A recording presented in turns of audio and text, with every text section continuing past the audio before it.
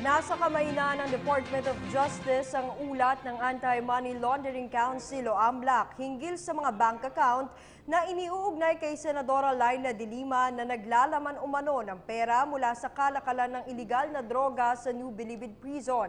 Ayon sa DOJ, kinokonsidera nilang ipa-freeze ang mga naturang bank account dahil maaari umano itong magamit bilang ebidensya laban kay de Lima. Samantala, itinanggi ni DOJ Secretary Vitaliano Aguirre II na pinwersa nila si Lieutenant Colonel Ferdinand Marcelino na magsalita laban sa senadora. Narito ang ulat. Hawak na ng Department of Justice o DOJ at ng National Bureau of Investigation o NBI ang report ng Anti-Money Laundering Council o AMLAC ukol sa mga bank account na di umano'y pinaglagyan ng pera ni Senadora Laila de Lima mula sa kalakalan ng iligal na droga sa loob ng New Bilibid Prison.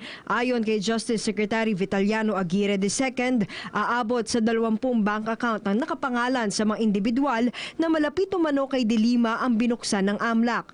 Marami pa raw bank account ang sunod na patitingnan nila sa AMLAC. Makikita mo lang doon yung halimbawa the name of an individual or the account name.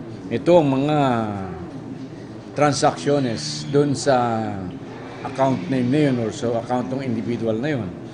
Halimbawa, sinasabi doon, mayroong deposit amounting to almost 500 million. Yun ang maaaring nakalagay doon. At saka ilang beses na nagtransaksyon, ilang beses nag-deposit.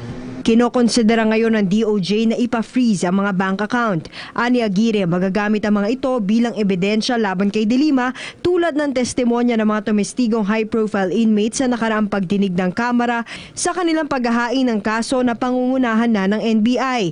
Itinanggi naman ni de Lima na may mga dummy account siya. Samantala, sinisika pa rin ng DOJ na makuwang witness ang inmate na si JB Sebastian.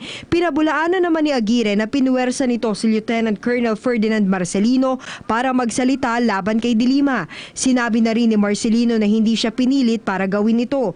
Naghain sa Manila Regional Trial Court Branch 17 si Marcelino kasama si Public Attorney's Office Chief Attorney Persida Acosta ng mosyon para suspendihin ang arrest warrant at ibasura ang binuhay na drug case laban sa kanya.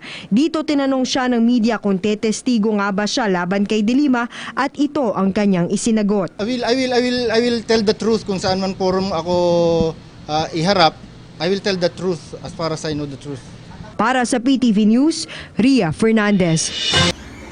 Ako po si Cathy San Gabriel. Subscribe na sa PTV YouTube channel. I-click lang po ang subscribe button.